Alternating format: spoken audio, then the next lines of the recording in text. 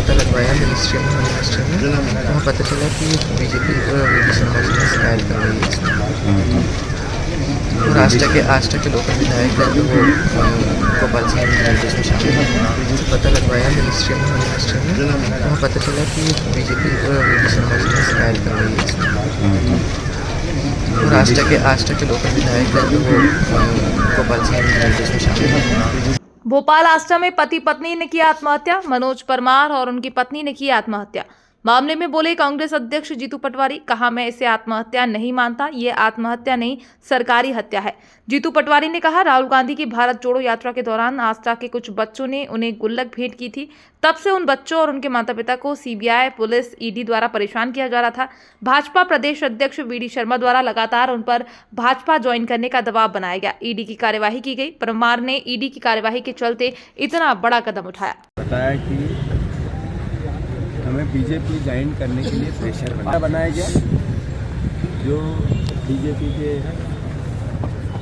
अध्यक्ष हैं भारतीय जनता पार्टी के, वो बार बार शिकायत कर रहे थे और ये हमने विभागीय अधिकारियों से पता लगाया। ये बच्चे के वक्तव्य है। मैसेज क्या है? मैसेज ये है कि जो नरेंद्र मोदी ने इलेक्ट्रॉल बॉन्ड में ईडी के छापे डलाए और इलेक्ट्रॉल बॉन्ड में पैसे लिए, ये एक तरह से सुप्रीम कोर्ट ने एडमिट किया और ईडी की दुरुपयोग का सबसे बड़ा मामला सामने आया।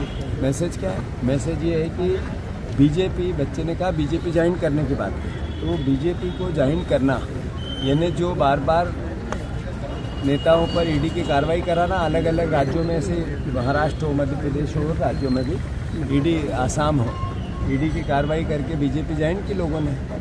तो वो जो बार बार पे बीजेपी पे आरोप लग रहे हैं, एक बार यहाँ भी सिद्ध। अब वो तो नेता थे, वो इलेक्ट्रिक बॉन्ड में पैसा बीजेपी को उद्योगपतियों से लेना था तो उन पर ईडी की कार्रवाई की और पैसा लिया। पर ये मासूम बच्चों का क्या गुनाह? राजनीति की बात नहीं है। ऐसे मामले में राजनीति करना एक तरह से व्यवहारिक रूप से अभद्रता मानी जाती है। पर सवाल है मध्य प्रदेश और देश के सामने कि कैसा प्रदेश चाहते हैं, ये कैसा देश चाहते हैं नरेंद्र मोदी। ये है नया भारत, ये है नया भारत जिसमें ईडी के मामले में सामान्य आदमी, जो अगर कोई अपराध भी था तो उस पर सीबीआई जांच चल रही थी, अपराध भी था तो पुलिस थी, ईडी की भी बात थी, तो बार बार ये कहना बीजेपी ज्वाइन करो तो केस समाप्त हो जाएगा, क्या मैसेज?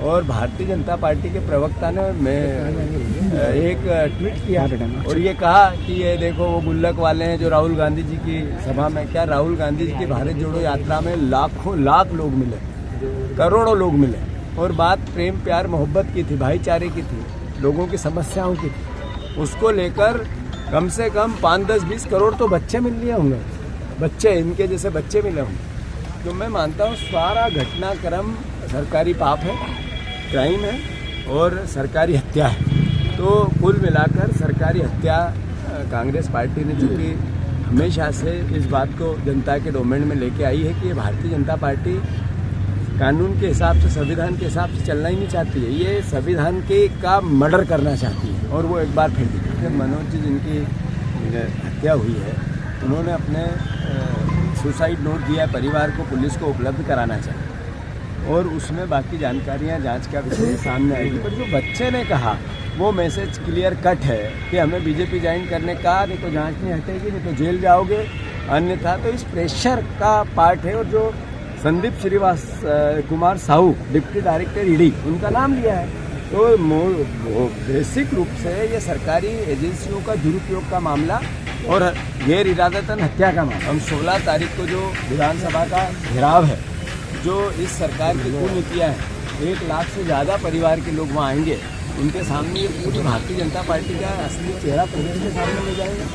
बच्चे अगर चाहेंगे तो बच्चे अपना FIR कराना चाहेंगे कि हम, मेरे पिता की हत्या हुई है, तो हम कांग्रेस पार्टी में तीसरी बार संसद में भी चूँकि सत्र चल रहा है और मामला संगीन है, तो नेचुरल है वहाँ भी बात होनी चाहिए। तो एजेंसी आपकी थी, आपने CBI जाँच आज से 9 साल पहला कराई, जहाज मजीरे बजा रहे हो कि सरकार